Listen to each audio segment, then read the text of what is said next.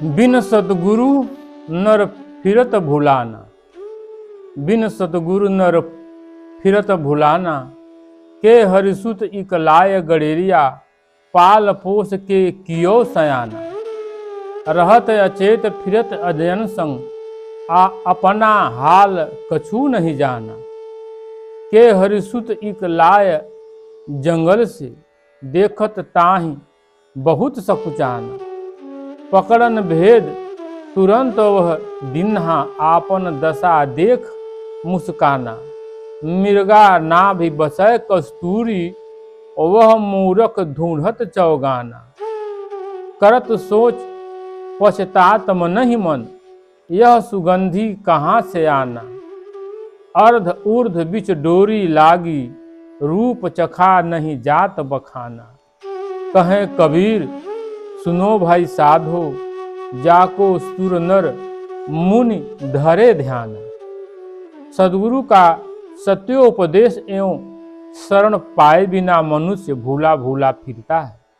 भेड़ पालने वाले एक गड़ेरिया ने जंगल से सिंह का एक बच्चा पकड़ लाया और उसे भेड़ों के साथ रखकर पाला पोसा और उसे बड़ा किया। सिंह का बच्चा अपने जातीय स्वाभिमान से एकदम अचेत बना, भेड़ बकरियों के साथ घूमता फिरता, उसी के साथ घास चरता। वह अपने सिंहत्व को तनिक भर भी नहीं जानता। एक दिन जंगल से एक दूसरा सिंह का बच्चा वहां आ गया। वह भेड़ बकरियों में रहने वाले सिंह को देखकर बहुत लज्जित हुआ और सोचा कि यह सिंह शावक कैसा मूर्ख है, जो भेड़ बकरियों के साथ साथ चर रहा है और उनके साथ रहते रहते अपने को भी भेड़ बकरिया समझ रहा है। फलतः उसने उस भेड़ बने सिंह शावक को समझाया कि तू सिंह का बच्चा है, तू इन गड़ेरिये के साथ, इन भेड़ों के साथ, बकरियों के साथ क्या फिरता है। तू कुसंग में रहकर अपने स्वरूप को भूल बैठा है।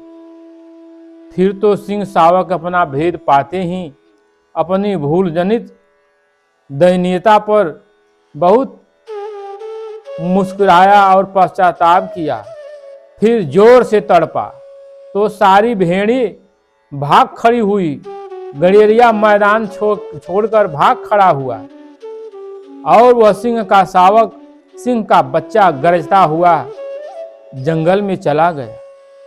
इसी प्रकार स्वभाव से पूर्ण काम अमर चेतन जीव देह में अनादिकाल से रहते रहते अपने को देह मानकर उनके साथ अपने को दुखी सुखी मानता है और संसार में मारा मारा फिरता है। इतने में उसे सद्गुरु मिल जाते हैं और बताते हैं कि तू देह नहीं, शुद्ध चेतन पुरुष है। तू सुख दुख हानि लाभ रहित एक रस पूर्ण तृप्त है। तू देह के साथ अपने को देह क्यों मानता है। इतना संकेत पाकर संस्कारी जीव जाग जाता है और अपने दिव्य चेतन स्वरूप का स्मरण करके असंग हो जाता है और सद्गुरु के चरण शरण का सेवक बन जाता है।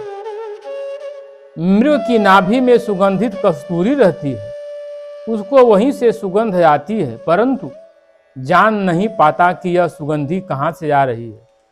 वह मन ही मन चिंता करता और सुगंधित द्रव्य न मिलने पर पश्चाताप करता है और मैदान तथा जंगल में उसे खोजता फिरता है। यदि वह जान जाए कि वह तो कस्तूरी है और मेरी ही नाभि में है तो प्रसन्न हो जाए। इसी प्रकार जीव को परम तृप्ति की अभिलाषा हर समय बनी रहती है और उसे वह बाहर से पाने का भ्रम करता है। यदि वह जान जाए कि सारी इच्छाओं को छोड़ देने के बाद अपना आपा स्वयं संतुष्ट है तो उसका बाहर भटकना बंद हो जाए। शरीर के अधः भाग और ऊर्ध्व भाग के बीच हृदय मंदिर है, इसमें आत्मदेव निवास करते हैं। उनके प्रेम की डोरी उस निजात्म देव में लग जाती है। वह उस निज स्वरूप के स्थिति रस को चख लेता है जिसका वाणी से वर्णन नहीं हो सकता। कबीर साहब कहते हैं कि हे भाई साधो, सुर नर मुनि जाने या न जाने में उसी की खोज में गतिशील हैं। जब तक सद्गुरु के स्वरूप ज्ञान नहीं मिलता, जब तक संत सद्गुरु की दया नहीं होती, कृपा नहीं होती, तब तक जीव संसार से पार नहीं हो सकता। संसार सागर में भटकता रहता है, भोगों के, विलासों के, इच्छाओं के अनंत धारा में भटकता रहता है और अपने आप इस संसार में दुखी होता रहता है। सबसे मूलतः जब तक इंसान भली भांति ये न समझ ले कि आशा तृष्णा अनंत है, जो विचारधाराएं आपके अंदर बनी हुई हैं, मन भटकता रहता है, कभी इधर जाता है, कभी उधर जाता है, कभी कहीं जाता है, सांसारिक विषय वस्तुओं में लगा रहता है, क्योंकि मन की चाह है कि नित्य खोज करता है, नित्य नया पाना चाहता है और नित्य खोज में वो भटकता है। जब तक आपको सही मार्ग, सही मार्गदर्शन, सही पथ नहीं मिल जाता, तब तक जीवन जो है भटकता रहता है और अपने सार तत्व से विरत नहीं हो पाता।